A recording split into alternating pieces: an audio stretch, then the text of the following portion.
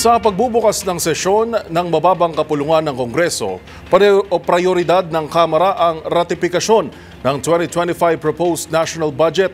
Ayon kay House Majority Leader Manuel Jose Dalipe, target na maihanda at malagdaan na ni Pangulong Bongbong Marcos bago magpasko.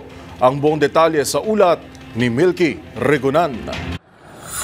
Sa muling pagbubukas ngayon ng sesyon, pangunahing prioridad ng Kamara ang ratifikasyon ng 2025 proposed national budget na nakakalaga ng 6.352 trillion pesos. Ang kay House Majority Leader Manuel Jose Dalipe, inaasahan ng Kamara na matatapos ng Senado ang bersyon nito ng panukalang budget para matalakay sa Bicameral Conference Committee at makabuo ng bersyon na raratipikahan ng dalawang kapulungan.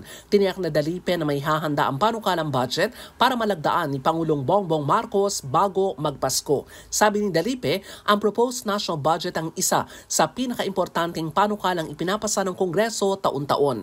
Bukod sa 2025 proposed national budget, sinabi ni Dalipe, patuloy na gagampanan ng Kamara ang oversight function nito para ituloy ang mga hearing ng Quad Committee, Good Government and Public Accountability at Quintacom na binuo noong Setyembre para labanan ng smuggling na dahilan ng pagtaas ng presyo ng mga bilihin. Inaasahan din na magsusumite ng report ang mga mambabatas sa lagay at lawak ng pinsala ng Bagyong Christine sa kanilang mga lugar.